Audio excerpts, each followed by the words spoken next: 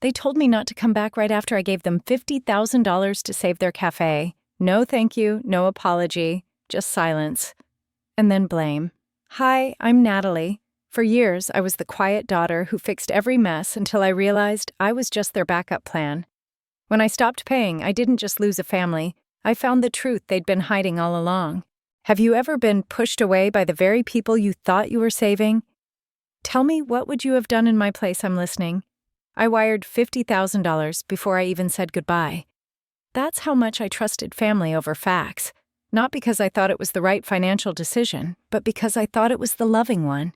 I told myself it was what a good daughter does.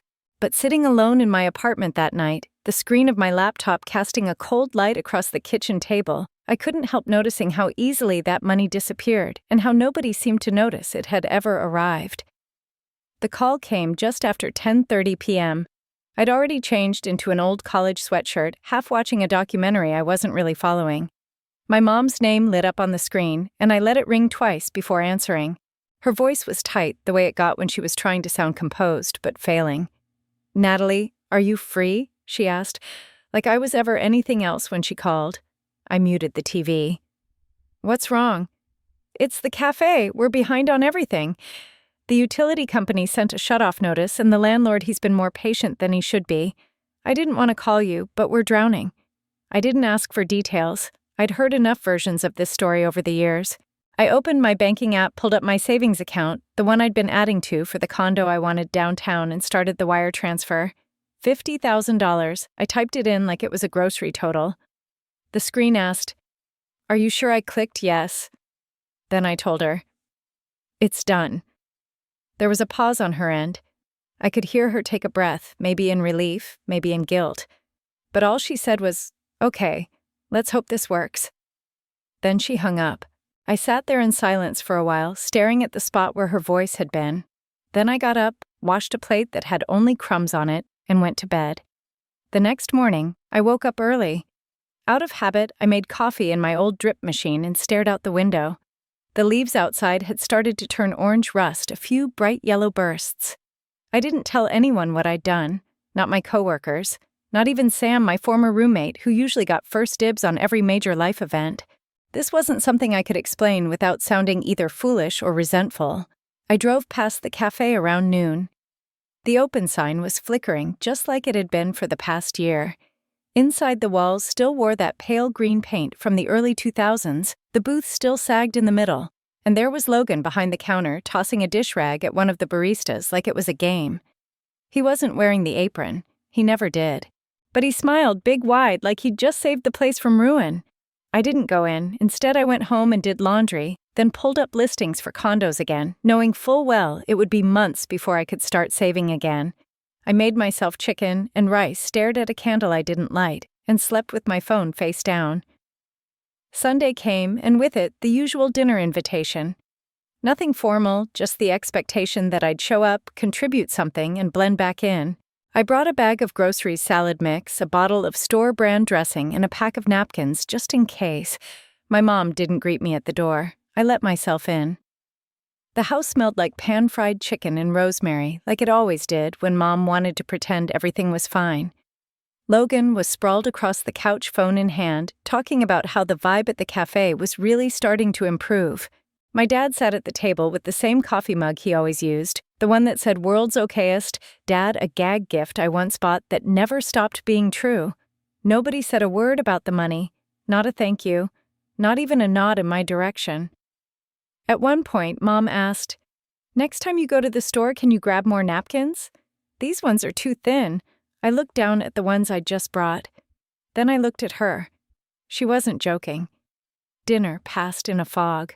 Conversation looped around Logan's plans for redesigning the cafe's signage, something with rustic charm, he said. Dad nodded, half listening. Mom mentioned how stressful the bookkeeping had been lately. I offered to help. She waved it off. "Logan's already taking care of it. He's got a system." I couldn't remember the last time I'd felt so invisible. After dessert, I stood up and started collecting plates. Nobody moved to stop me. Logan was already scrolling again. Mom was wiping crumbs from the table. I watched everything in silence like I had so many times before. When I finally left, nobody walked me to the door. Nobody asked how work was, or if I was still looking at condos, or how I'd been sleeping. I sat in my car for 5 full minutes before turning the engine on. On the drive home, I didn't turn on the radio. I didn't make a phone call. I just drove. And somewhere between the faded strip mall and the blinking light near my street, the thought hit me like a slow, sad wave. I wasn't even asked. I gave without being asked. And now, no one could even be bothered to acknowledge it. I wasn't sure what hurt more, that they didn't ask for help, or that they didn't even acknowledge it once it was given. The more I gave, the less I was remembered. I used to think effort was its own kind of recognition. That, if you just stayed steady long enough, showed up, paid attention, took care of what no one else wanted to, people would eventually notice. Not in big, flashy ways, just quietly. A nod, a warm glance, a sentence or two spoken with appreciation. But that winter, when the snow started piling in soft mounds on the sidewalk outside Parker's Corner, I realized something else people don't remember, the hands that hold them up. They only remember the ones who wave the loudest. The cafe was starting to buzz again, holiday specials on mismatched chalkboards, the return of cinnamon scones.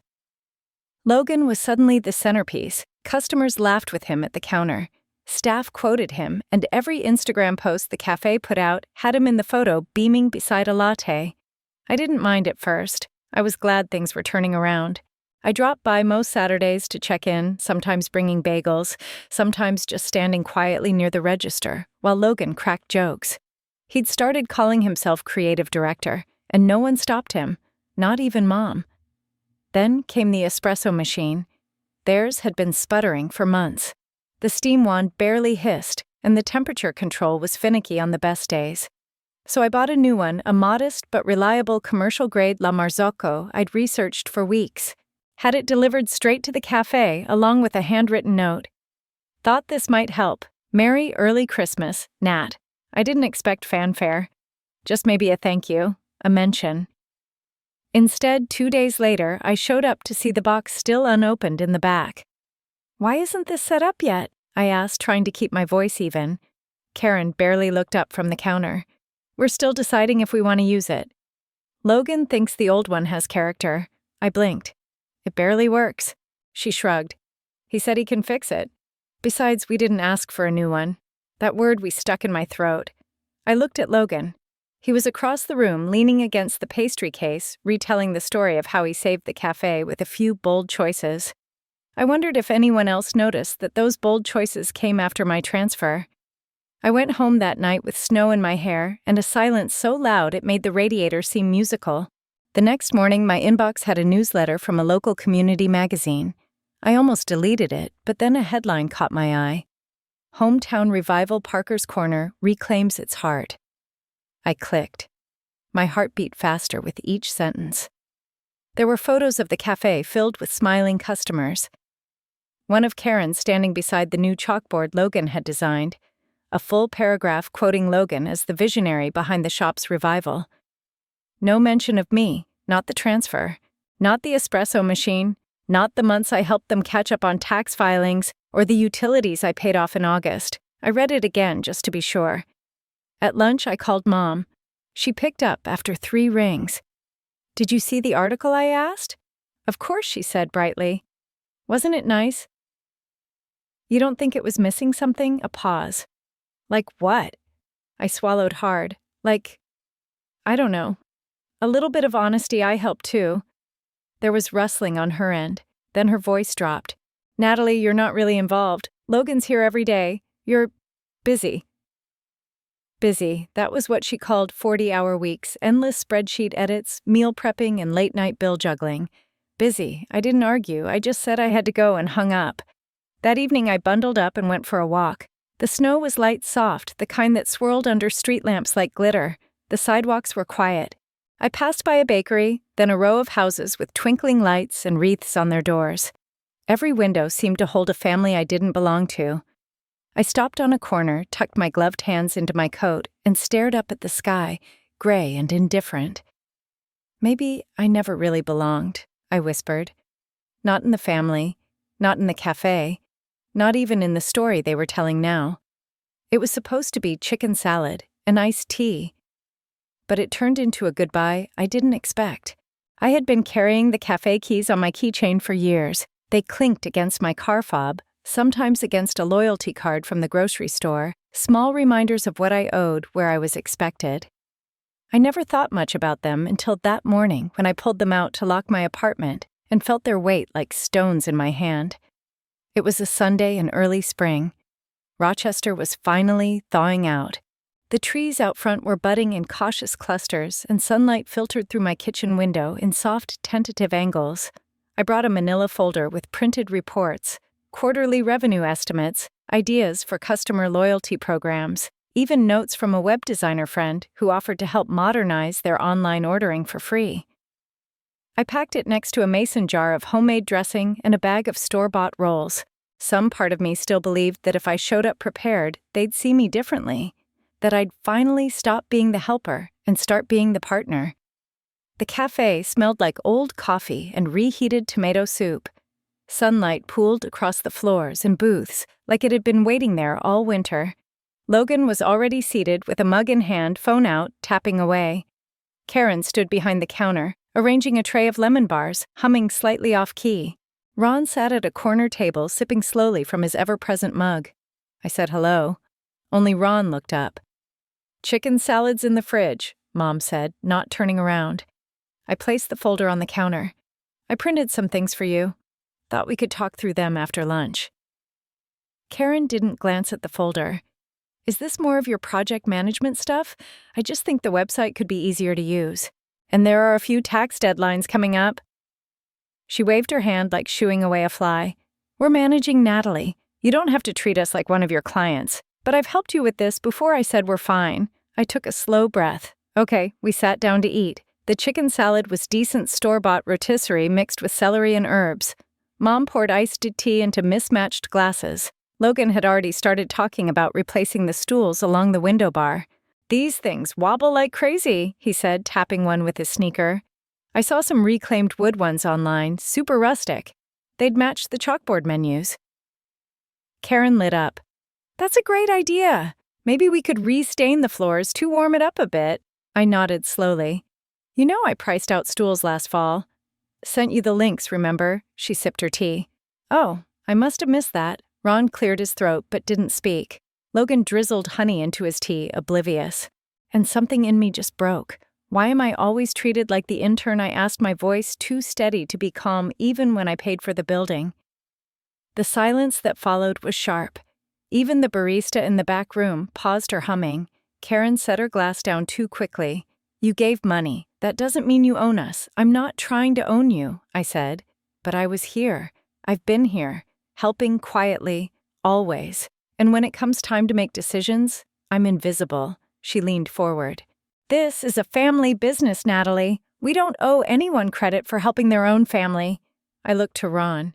He looked down at his tea. Logan muttered, "You always make things so heavy." Karen folded her arms. "If you don't like how we run this, maybe you shouldn't come back." And just like that, the air went cold. I reached into my coat pocket, pulled out the cafe keys, and placed them gently on the table. The metal clicked against the wood, louder than it should have been. "I didn't ask for control," I said. "Just respect." But I guess that was too expensive. Nobody said anything. I stood, picked up my tote bag, and walked toward the door. The lemon bars on the tray looked slightly dry. Logan had gone back to his phone. Karen was staring out the window like there was something interesting across the street. Ron's mug was nearly empty.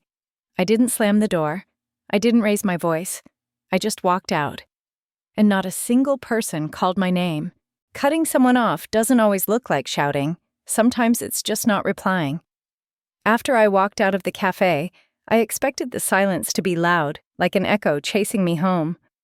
But when I opened the door to my apartment, all I heard was the gentle hum of the fridge and the soft creak of the wooden floor under my shoes. The air felt different. Still, but not heavy. I took off my coat and dropped my bag, and for the first time in months, I didn't check my phone. The cafe keys were gone. The folder of financial reports had been recycled, but their weight lingered. I started small. I opened my budgeting app and unlinked the cafe's recurring payments from my tracking dashboard. It had always been just one tap away from groceries to gas bills to staff bonuses. Now it was gone. I didn't delete the records, not yet, but I needed to stop seeing their numbers every time I opened my account. That night, I made dinner for one. Real food roasted vegetables, salmon couscous with lemon. I plated it on the blue ceramic dish I usually reserved for guests. Ate slowly without checking emails, without needing to rush somewhere or solve someone else's crisis. I didn't hear from them for 2 days. Then the text started. Mom. I know things got tense, but we're still family. Mom. You haven't responded. I hope you're not letting your pride get in the way. Mom. We need to talk. It's important. I didn't respond. Instead, I pulled out a half-used journal from the drawer and began writing again. At first, it was nonsense. Scribbles, grocery lists, then memories started trickling in. Logan getting new sneakers for a birthday I had planned, Mom telling me to keep the peace when I questioned a bill, Dad saying nothing while I handed over a check I couldn't afford. I wrote until my hand cramped. On the 5th day, I received a voicemail from Logan. You can't just ghost us and expect to still be seen as part of this family. You bailed, Natalie. You walked out. Just because you helped a few times doesn't mean you're owed anything. His voice was so matter-of-fact, so rehearsed, I had to replay it just to make sure I hadn't imagined it. I sat at my desk legs, folded under me, fingers resting on the keyboard. Then, almost without thinking, I logged into the business account, the one under Dad's name, that I still had limited access to from when I was paying the bills. The balance made my breath catch. The last mortgage payment had been in February. It was now late May. I scrolled through the history. I counted the transfers. $6,000 had gone into that account after that date from me. I checked my own bank records to be sure. The money had left clear as day, but it hadn't gone where they said it would. I stood up, walked into the kitchen, and opened the fridge. Half a head of lettuce was wilting in the drawer. A tub of hummus with 2 weeks left on its date. My stomach twisted not with hunger, but something colder.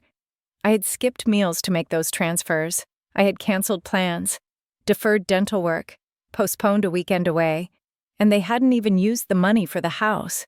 I closed the fridge and walked to the counter where the stack of unopened mail sat. Credit card offers, utility bills, a coupon for a car wash I never used. I stared at it all suddenly, overwhelmed by how easy it was to get buried by guilt, by obligation, by the illusion of being needed. At my desk again, I opened the journal. In clean, steady handwriting, I wrote one sentence across a fresh page. They didn't just forget me, they lied. The pen left a slight dent in the paper. I read the sentence 3 times. It didn't sting. It didn't burn. It just felt true. Later that evening, the sunset spilled amber light across the living room floor. I turned off the overheads and let the glow sit in the silence. My phone vibrated again. Another message, probably. Another guilt trip. I picked it up and unlocked the screen. Call Mom sat right there, top of the contacts. My thumb hovered above it. For a long moment, I just looked at it. Then quietly, I pulled my hand away. Closure never arrived like an apology. I had to carve it out of silence. The sky outside had turned an eerie yellow-gray, that heavy electric kind of stillness that comes just before a storm. I was curled up on the arm of the couch, sipping a lukewarm cup of chamomile and listening to the soft static of an old jazz playlist. The lights were dim, just one desk lamp on in the corner. Even my apartment seemed to know not to raise its voice. I hadn't spoken to them in weeks. Some nights, I played their voicemails back like old radio broadcasts. Not because I missed them, but because I needed to remember what it had felt like to hear their voices shift. First urgent, then wounded, then angry. Now they sounded like ghosts trying to claw their way back into a version of the past that no longer fit. That night, I sat on the floor beside the bookshelf with my knees pulled up and my phone in my hand. I scrolled to Mom's, contact hovered there, then scrolled past it. Instead, I tapped the voicemail from Logan that started, "You bailed, Natalie," and played it again. It didn't sting anymore. It didn't even make me clench my jaw like it used to. It just felt hollow. I sat there for a long moment, staring out at the clouds gathering like bruises in the sky. Then I tapped call. It rang twice before a familiar voice picked up. Not Karen's, Ron's. "Hello, Dad," I said quietly. "It's me." He was silent for a beat. Then awkwardly, "Nat. It's good to hear your voice. I need to speak to Mom." Another pause. "Okay, she's here." A muffled exchange, some shuffling, and then she was on the line. "Natalie," she asked, cautious, like I was a police officer instead of her daughter. "What's going on?" "I have one question," I said. My voice was steady. "Where did the $6,000 go?" She didn't answer at first. I checked the account, I continued. "You said the house needed it, but the mortgage hasn't been paid in months." Her voice shifted sharp and defensive. "You're looking through our private accounts now. I was listed for access, remember? You never removed me. I thought I was helping." "You're making a scene," she snapped. "Do you know how much pressure we've been under?" In the background, I heard Logan. She walked out. "We owe her nothing." I didn't even flinch. "You don't owe me money, you owe me the truth. And I think you know that." There was a long, stuttering silence. Then Karen's voice, again thinner now, shaking just enough to sound like a practiced tremble. "We're your family, Natalie. We've always done our best." "No, Mom," I said, standing up and walking slowly to the dresser drawer. "You've done what was easiest. For you, for Logan, and for Dad. I've been the one patching the holes, and now you want to pretend I was never holding the roof up." She sniffed. "That's not fair." "You're right," I said, pulling out the manila envelope filled with bank statements and printed transfer receipts. Fair would have been not lying. Fair would have been not watching me struggle while you repainted the cafe walls. The envelope felt heavier than it should have, like it had absorbed every drop of guilt and disbelief I'd carried for years. As she continued talking something about how things got complicated, I opened the envelope and slowly began to tear the papers in half. Long, even tears. Receipts from my bank. Screenshots of emailed promises. I didn't rush. Each rip sounded louder than the thunder that had begun to growl outside my window. "You don't understand, Natalie," she said. "We needed that money. Logan lost his job again. The house repairs your dad's back. I kept tearing. You're acting like a stranger," she whispered. "We're still your family." "No," I replied. "You were my obligation. Now I'm just someone you can't control anymore." The last sheet, my handwritten ledger of everything I'd given them, split clean down the center. Thunder cracked long and low across the sky. I walked to the kitchen trash bin, dropped the shredded papers inside, and tied up the bag. Then I picked up the phone again. "I'm not calling to fight," I said, soft, but certain. "I just needed to hear you say it, that you took what I gave and never meant to give it back." There was a beat of silence so complete I could hear the storm outside, stretching its limbs. Then I did something I hadn't done in years. I powered off my phone, and this time I didn't turn it back on. I used to think love meant endurance. Now I think it means boundaries. The leaves had turned gold and rust and deep maroon, swirling gently outside my new apartment in Webster, just 20 minutes outside Rochester, but a world away in pace. The porch railings of neighboring townhouses were wrapped in orange lights. A ceramic pumpkin sat beside my doormat, its toothy grin slightly chipped. I hadn't carved it, I'd bought it at a yard sale, but I liked how imperfect it looked. The apartment itself wasn't grand. 2 bedrooms, thin carpet, an older kitchen that smelled faintly of lemon pledge. But the windows let in long streaks of light every morning, and at night it was so quiet I could hear the heater sigh before it clicked off. I unpacked slowly this time. No rush. No need to make space for anyone else's needs. I bought new dish towels. Put up a corkboard near the pantry for recipes I might actually try. One afternoon, I placed a small white orchid near the kitchen sink. It bloomed within a week. Jamie lived across the hall, mid-60s sharp silver bob voice like a cigarette ad. I first met her while hauling up a box of books labeled Keep in faded Sharpie. She leaned out her doorframe and said, "Hope, those aren't all cookbooks. This building's oven burns everything above 350. We became hallway regulars.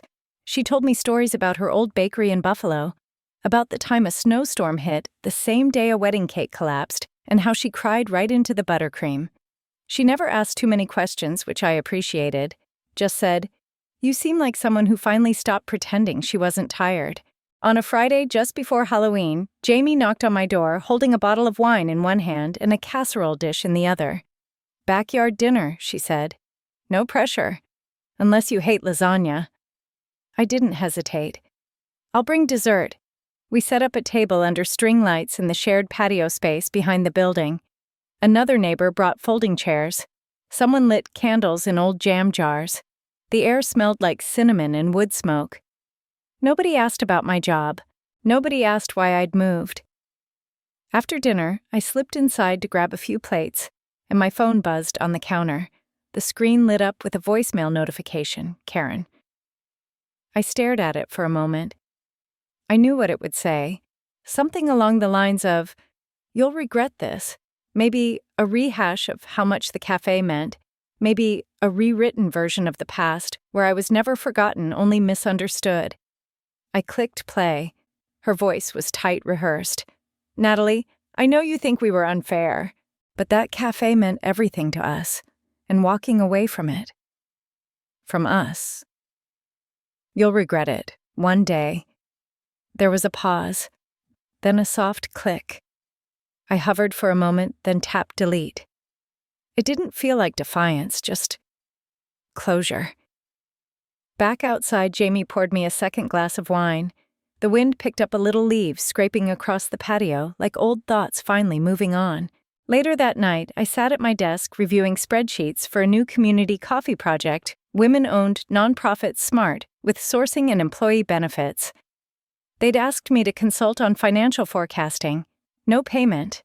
Just purpose. I saved the file, closed the laptop, and carried my tea to the kitchen. As I rinsed the mug, I glanced at the blank space on the fridge door. I pulled a sticky note from the drawer and wrote 5 simple words. No is a complete sentence. I pressed it to the fridge beside the orchid. Then I walked out to the balcony, no phone in hand, no buzzing in my pocket. Just the hush of leaves rustling a warm mug between my palms, and the knowing that peace doesn't have to be loud to be real. Sometimes the greatest peace comes not from fixing what's broken, but from letting it be.